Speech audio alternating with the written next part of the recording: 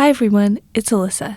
In this video, we'll take a look at the building generation system. The buildings are made of 4 parts: roofs, walls, dormers, and chimneys. Just like the aqueduct and tower systems, I made separate HDAs for generating each part of the buildings. The buildings are then assembled in 2 steps. First, a building generator HDA puts together the walls and the roofs to make the main building shape. Then, the dormers and chimneys are added by a separate HDA. I also spent some time making procedural textures for the building roofs and walls. This allowed me to get more detail without adding extra geometry. In this video, I'll walk through the building roof module generator, the procedural textures for the building roofs and walls, and the dormer and chimney module generators. In the next video, we'll look at how all these parts are assembled.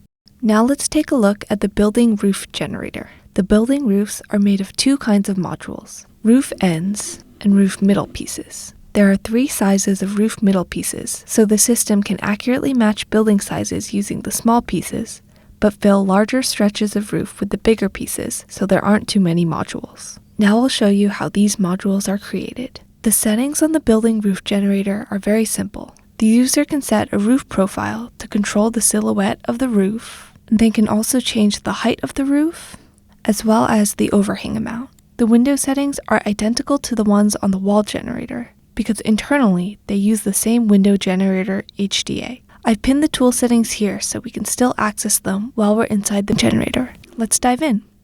The middle pieces themselves are super simple, and most of the interest in the final render comes from the textures. I just take a line and bend it based on the input ramp using some vex. Then I resample the line and remove inline points to keep the geometry low poly while maintaining the original shape. Then I resize the curve based on the specified vertical scale. These nodes to the left then take that curve and create the roof middle pieces, and these nodes on the right create the roof end piece. Let's look at the roof middle pieces first. First, I move the curve down based on the overhang amount. Then I extrude it, UV it, and mirror it. This is the base for the large size roof tile. The branch on the left creates the large size roof tile. In the middle branch, I clip the geometry to create the half size roof tile, and on the right, I clip it to create the quarter size. All 3 of these branches invoke this compile block. The left branch of the compile block creates the bounding box for the roof. Notice that this clip node excludes any geometry below the origin from the bounding box. This ensures that when the roofs are put on the buildings, the overhangs do in fact overhang the edge of the buildings, instead of perching on top of the walls. On this right branch, I thicken the roof, adjust the UVs, and also add this bevel to add additional mesh resolution to the edges of the roof tile. If I disconnect the bounding box and turn off the UV visualization, you can see what I mean here. Depending on how you're rendering, you may not need to do this, but I found that when rendering with displacement maps in Karma, adding this extra resolution at the edge of the roof modules help prevent artifacting around the seams. Next, let's take a look at how the roof end module is generated. Starting from the same mirrored curve, I want to create a closed polygon by connecting these 2 endpoints. However, you'll notice that the points are out of order. So to do this, I first sort the points using the lab sort node. By setting the point sort to circular, I'm able to sort the points by their angle around the z-axis. This fixes the point order, so I can use an add node to create a line from the first to last point and then turn it into a polygon. Then I shift the polygon down based on the overhang amount. Now this geometry goes down different branches. The one on the left just thickens the polygon to create the end cap's bounding box. The nodes on the right generate the end piece surface and window. This works nearly identically to the wall generator, where a window base shape is fed into my window generator to create a window, and that shape is also thickened and booleaned out of the end piece surface. Then these 2 pieces are merged together to create the end piece. If you're interested in seeing how the window generator works in more detail, you should check out the video on aqueduct generation, where I walk through the wall module generator in detail. Finally, both the end piece and the roof middle pieces invoke this compile block, which just accounts for the preview with invisible beatbox option. And that's it for the building roof generator. Next, let's take a look at how we generate textures to make these roofs more interesting. The roof textures are created with this Generate Tile Texture HDA. Although throughout the parameter interface and the network, I call these shingles tiles, In this video, I'm going to try to stick to calling them shingles, because I know that using the word tile might be confusing, because I also use that word to describe the tileability of the texture. Note that while this node does output geometry, the texture itself is rendered to disk, and the geometry exists solely to let the user preview their texture. The user can control the shape of each shingle, as well as its length, width, and bend amount. If the user has the curved shingle option selected, they can also modify the profile of their shingle's curve. The user can also control the placement and orientation of the tiles. They can change this random seed, as well as the amount of noise applied to the tile position, tilt, and twist. This second tab contains the texture baking settings. The way I set up my roof textures is they are all saved at the same place with the same name, with the only difference being their UDIMs. By setting up my textures this way, I'm able to assign the same material to all the roofs and control which roof uses which texture map by just varying the UDIMs on the roofs. I set which UDIM is assigned to each texture here, and I select the directory to render the textures to here. This ramp drives the color of the texture, and if I hit this render button, the node will render the textures to disk. Let me change this path to a test directory so I can show you what the rendered texture looks like.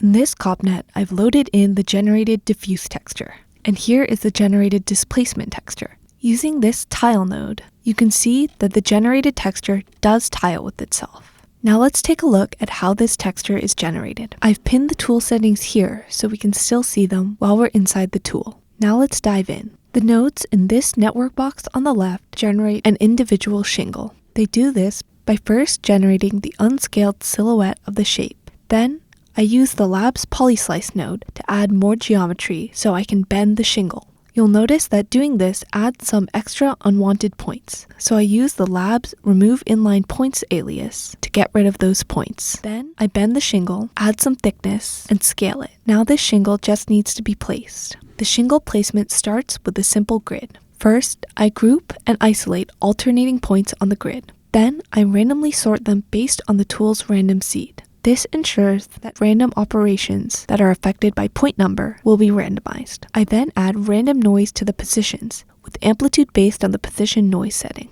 Next, I randomize the rot attribute on each point to add a random tilt for the shingles once they're copied to the points. I also create and randomize the point normals to add a random twist to the shingles. I use the attribute normalize vector node to ensure that the normal stays normalized after its random adjustment. Next, these three nodes ensure that the placed shingles will tile correctly. I'll first show what the results look like without these nodes so you can see what the problem would be. On their own, these shingles look just fine.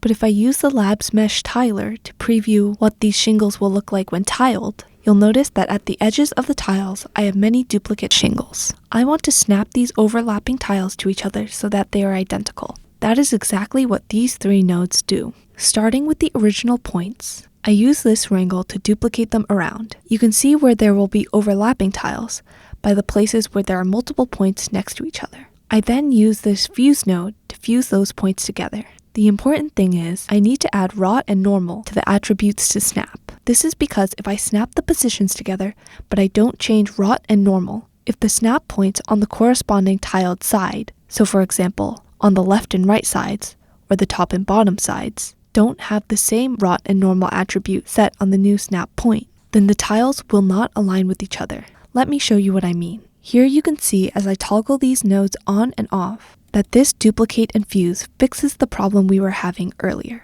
However, if I clear these attributes to snap, you'll notice that the problem comes back. This happens because, for example, these two tiles get snapped to each other, but the one on the left might have one rotation, while the one on the right has another, so they still don't align. By specifying that the fuse node should snap, rot, and normal, and setting the output value to average rather than the default of first match, I can ensure that the rot and normal attributes are always the same, so the shingles will match perfectly. I have this blast node so that the copy to points doesn't copy shingles to all these extra points. Now I have a square of shingles that will tile with each other. However, remember that there are 3 sizes of roof modules, so I'll need 3 different textures that all tile together. This current system only ensures that the edges of this square of shingles will tile with itself. So the texture generated from these shingles will only work for the full-size roof tile. And I can't just cut it in half or in a quarter to put on the half and quarter size roof modules. because it won't tile. These 3 branches take care of remedying that. Let's take a look at the half-size one. First, I set this texture % attribute to tell the nodes invoked by this invoke SOP how large the desired texture is. In this case, I want a half-size texture, so I set texture % to 0.5. This invoke SOP calls this compile block. First, let's take a look at the left side of the compile block. I'm going to template the original roof texture so you can see what's going on. Here you can see that the left side of this compile block is isolating half of the shingles. This will give us a texture that's the right size, but it doesn't resolve the fact that this texture won't tile. That's what this right branch does. If I plug in this branch and disable this transform node, you can see that this group and blast isolates the shingles on the right side of the original full-size geometry. This transform then moves them over to the edge of the new geometry. Because this will maintain the same geometry on the edges of the texture as the full-size texture, we can be guaranteed that this half texture will also tile with the full texture. The quarter-size texture is generated in the same way by just setting this texture % to 0.75. This compile block references the texture % using spare inputs to this null, so these operations all depend on using the texture % to create the correct size geometry. Lastly, this match size realigns the tiles for the next operation. That's why, although the full texture doesn't need to be resized, I still invoke the compile block, so it will be realigned just like the half and full texture. Next, I use the lab's mesh tiler with visualize tiling checked on to extend the tile geometry and create a height field. Then I use a height field crop to get only the square with the texture we want. This takes us from the shingle geometry to a perfect square that can be read into cops and used to create a texture. Note that this is an unconventional use of the lab's mesh tiler, and this setting is usually meant exclusively to preview the generated tiling texture. Usually, the lab's mesh tiler on its own can be used to create a tiling geometry without all of this extra logic. Because these roof tiles are arranged in a very specific alternating pattern, in this case, I get better results by manually ensuring it tiles in the method of duplicating points and fusing them that I just described. However, if you want to make a texture of randomly scattered geometry, you won't have to do any extra work, and the mesh tiler alone can generate this for you. Now let's look at how this height field is fed into cops to generate the final texture. With the composite view open on the left, you can see that I've used this SOP import to read in the height field. I then rotate the texture and set the alpha channel to 1. This can then be exported as a displacement map for the roof texture. I use a lookup to remap the grayscale values from the height field to the colors specified on the tool. Then I set the alpha to 1 and export this as the diffuse map. These copnets do the same thing for the half and quarter textures. You'll notice that some extra tiling appears on the right side of these textures. This doesn't matter because the UVs of the half and quarter roof modules will never read this part of the texture. In networks like these, to add some additional clarity to signal that these nulls are read by the copnets, I sometimes like to use the lab sticker placer to place an arrow between the two.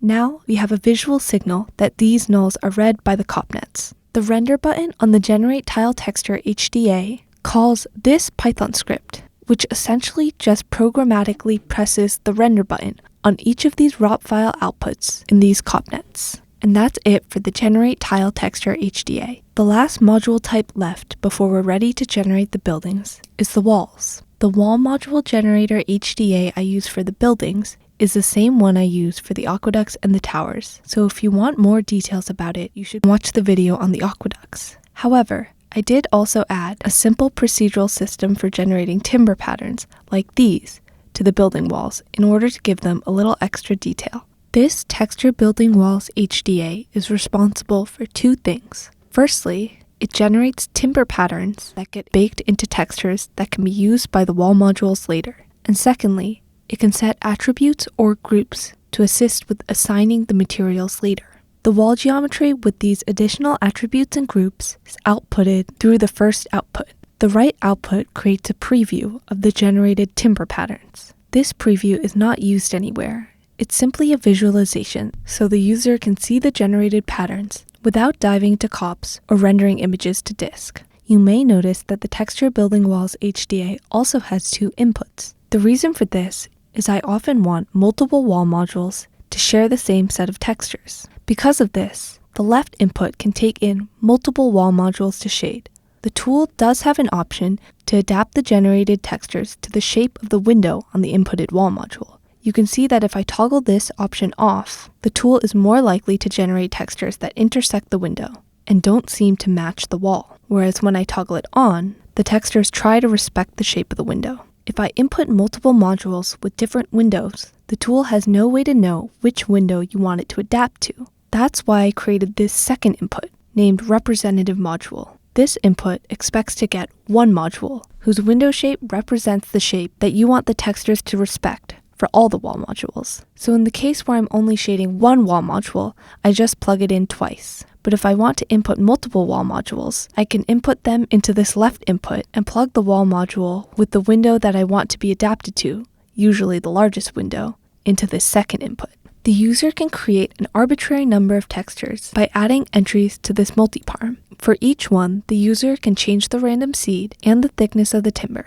To save these to disk, the user specifies the variation that they want to render, as well as the path to the directory they want to render to, and then they can just hit Render Textures. These settings below determine the colors of the textures, and I'll talk about this shading mode more later. The last thing to point out is this texture set ID. The user must set a unique texture set ID on each texture building walls HDA. This ensures that the different texture sets for different walls are named uniquely, and this texture set ID is also saved on the wall modules, so when materials are assigned later, they can reference the right textures. Now let's dive in and take a look at how these timber patterns are generated, how they're converted into final textures, and how the system assigns groups or attributes to make shading easier down the line. These nodes on the left are responsible for texture generation. These nodes on the right assign attributes and/or groups to assist with the shading. This loop iterates over all the timber variations specified in the multiparm,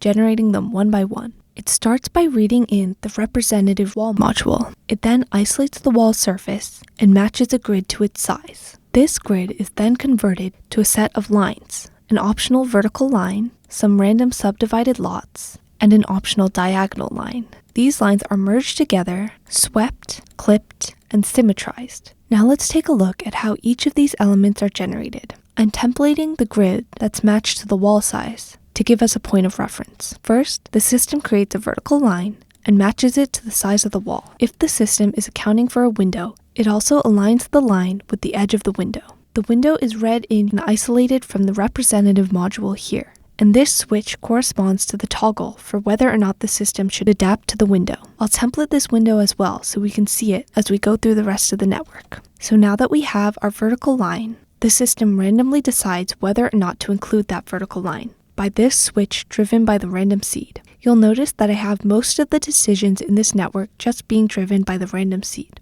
If you wanted, you could build in more artistic control so the user could manually decide whether to include or exclude each element. However, I found that because the system is relatively fast and generates decent results, in this case, just scrubbing through random seeds was the easiest for me. Next, let's look at how these lot-based lines are created. These lines are the ones that generate the most interest in the final timber pattern. In the case where there is no window, before feeding into this part of the network, the grid is clipped, so we only have to generate half the wall, because we know the wall pattern should always be symmetric. In the case without a window, this node is just fed to the labs lot subdivision node, whose random seed and number of iterations are controlled by the tool's random seed. In the case where we do want to account for the window, I want to make sure that there is always a timber bar right below the window. I do this by manually cutting this line out of the grid before feeding it to the lot subdivision node. I use the labs Polyscalpel node to cut this line out. On the left side, this node takes in the geometry I'd like to cut. On the right side, it takes the geometry I'd like to cut it with. I create this geometry by taking a grid, resizing it to fit the wall, and aligning it to the bottom of the window with an offset based on the timber thickness. Once I've cut out this line, I then feed the sliced grid to the lot subdivision node. Then I just extract the inner edges. Lastly, let's take a look at the random diagonal. This part of the network takes in the subdivided grid and randomly sorts its primitives. It then isolates a random primitive and sorts its points using the labs sort node. I use the labs sort node because I want this option to sort points circularly around a vector. This mode allows me to sort the points by their angle around the z vector.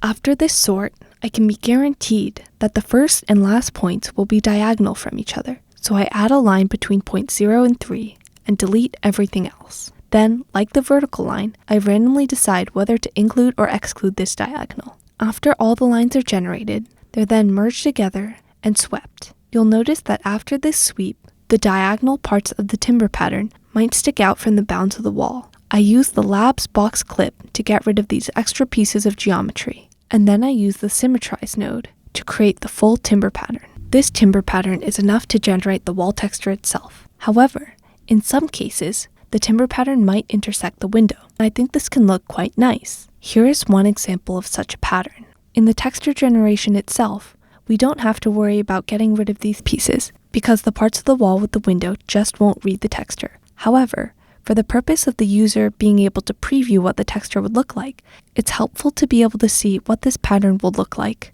with the parts of the timber in the window excluded. So I use this boolean to create that and group this geometry, calling it timber preview, so I'm able to separate it from the real timber pattern later on. This is because if I feed several different wall modules into this HDA, they might not all have the same window as the representative wall module. If some of them have a smaller window than the representative wall module, then I don't want to exclude this timber, so I'd like to just have the entirety of the timber in the texture, just in case some of the inputted walls will use it. I then group the timber preview and the wall base, which will also be merged into the user's preview.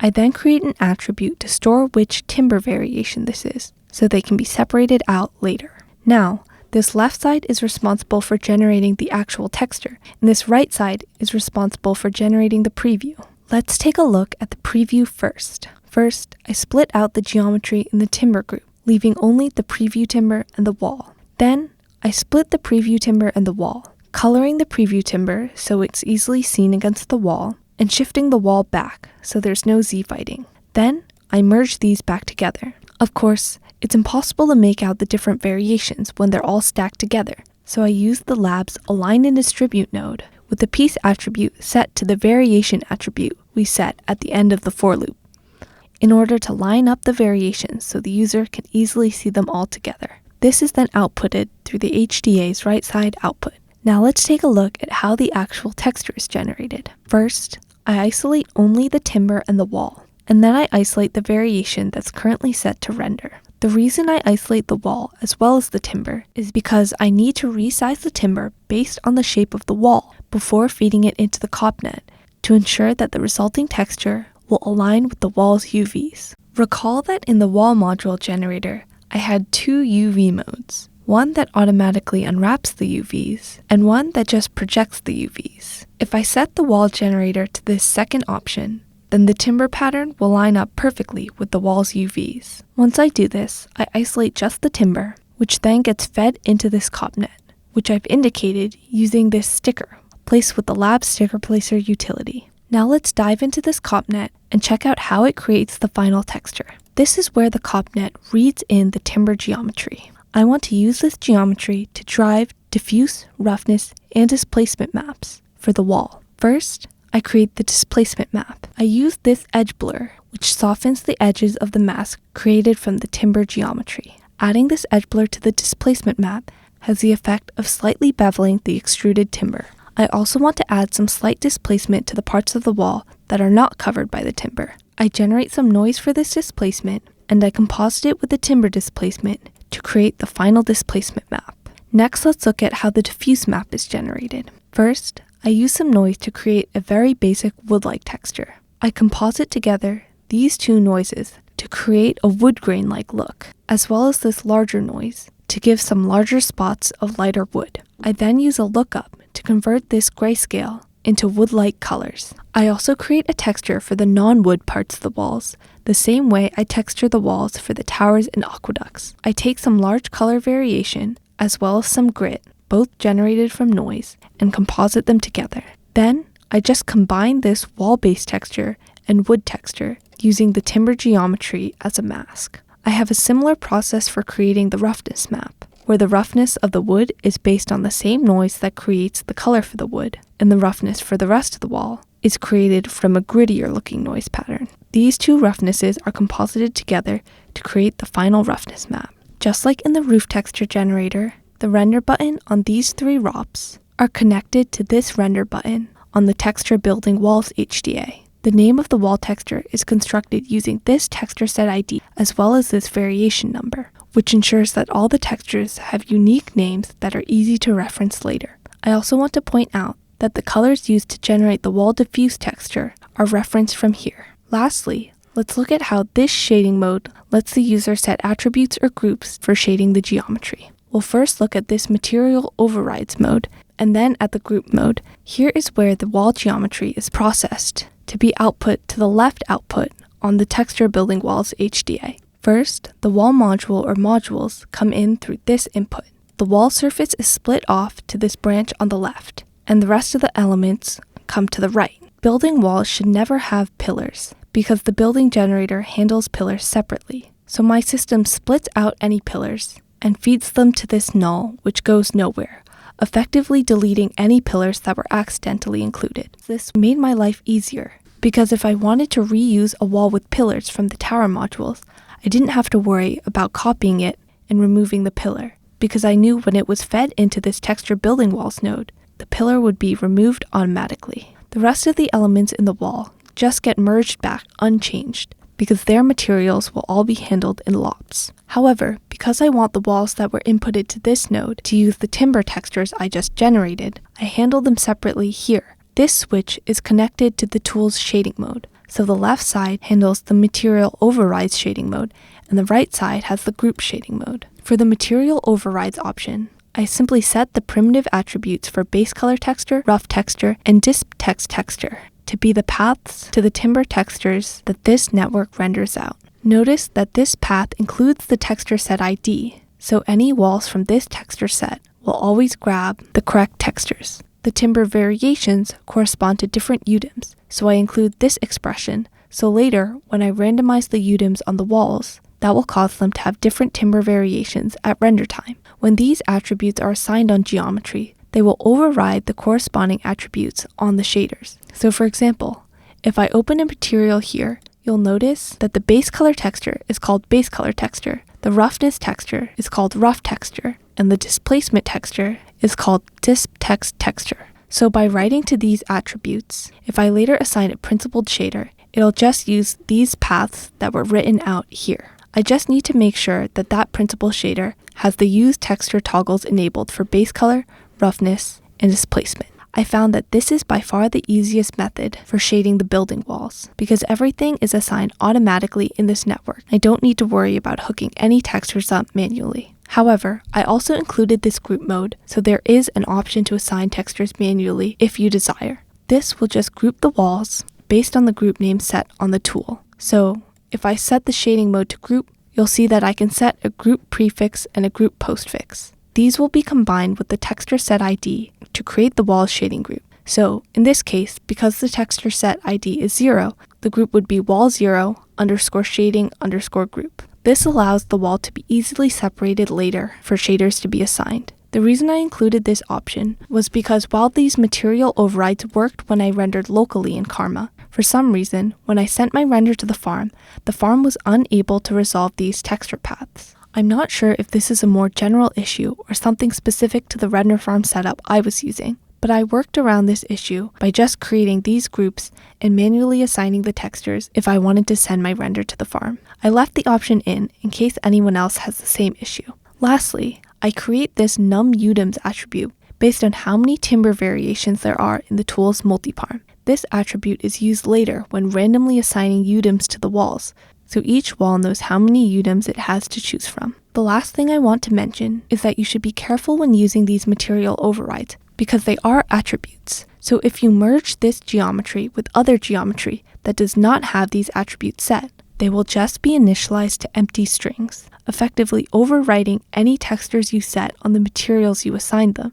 and just feeding in no material. So if you use the material overrides method, just be careful not to merge the geometry with any other geometry that will use these texture maps but does not have these attributes initialized. That concludes this section about the wall texturing process.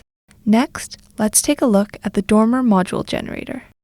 The dormer module generator is overall pretty simple, so I'll go through this one relatively fast. the user can change the dormer's overall dimensions, as well as the roof type and shape. You can create gabled, shed, or hipped roofs. This ramp drives the roof profile, and these sliders influence the vertical scale, overhang amount, and the amount the roof stretches forward in front of the base. The user also has the option to deform or flatten the rooftop. They can control the amount that the roof is deformed by and the ramp that's used to drive the deformation. They can also change the height of the flat top of the roof. You can also add a window to the dormer. The window has the same settings as the windows on the wall and roof generators. Now let's dive in and take a quick look at how it works. The system starts with this box on the right, whose dimensions are driven by the dimensions in the first tab of the tool settings. Then it creates the roof by taking a line and bending it based on the ramp. I then resample it and use the lab's Remove Inline Points alias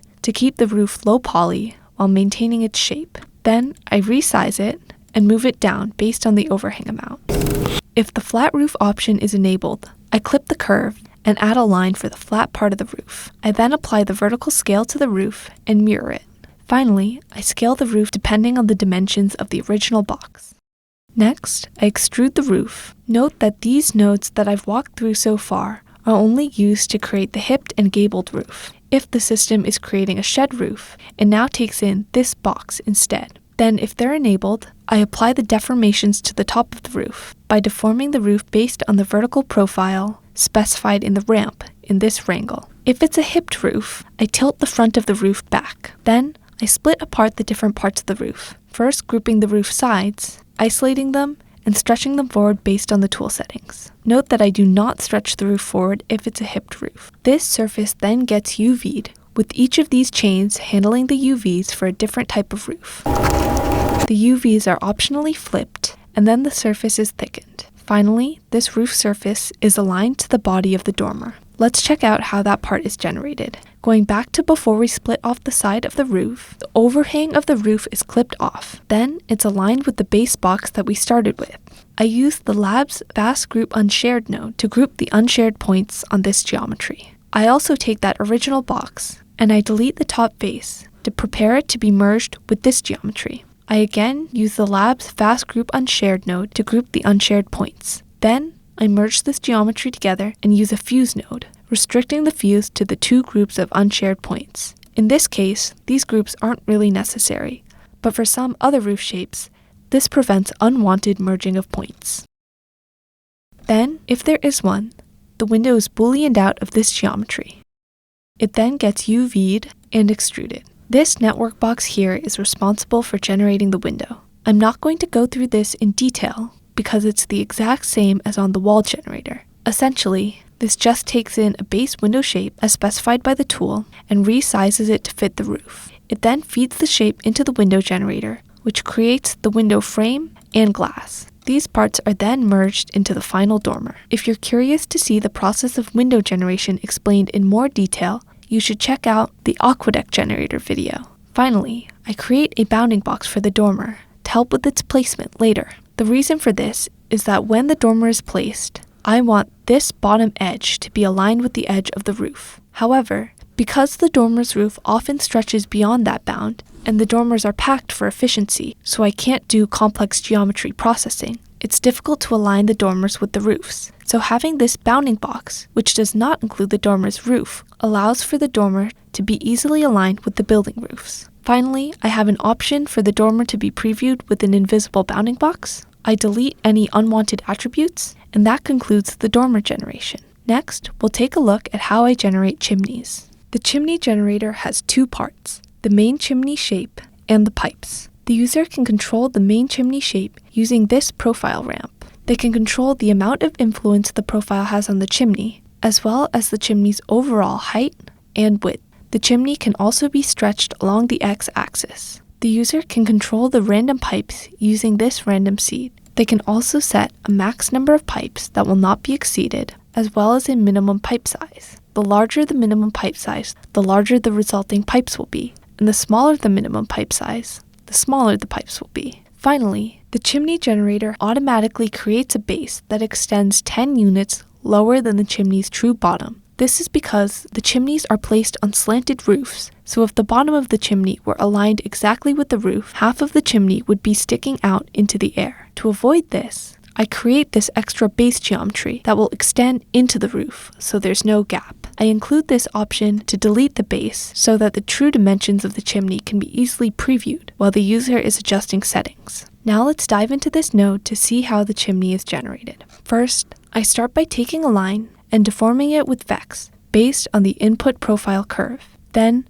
I resample the line and remove inline points to get rid of unnecessary geometry. Then I use a fuse node to fuse any extra points. I shift the line over based on the chimney's width for when it gets revolved in a few nodes, and I also extend the bottom to create the chimney's base. This switch is wired up to the delete base option, so if it's checked, the bottom does not get extended. Then I revolve this line to create the chimney's base geometry. I rotate the geometry by 45 degrees to align it with the grid, and then I stretch it based on the stretch parameter set on the chimney tool. Finally, I group the sharp edges on the chimney, and I bevel them to smooth the chimney out. The chimney already has UVs from the revolve node, but you'll notice that they're pretty stretched out in some areas. So I can use the Lab's UV Unwrap cylinder node to unwrap the chimney. Even though the chimney is not technically a cylinder, this generates pretty good results, as you can see here. Beveling this geometry sometimes has a poor effect on the UVs, so instead of UVing the chimney and then beveling it,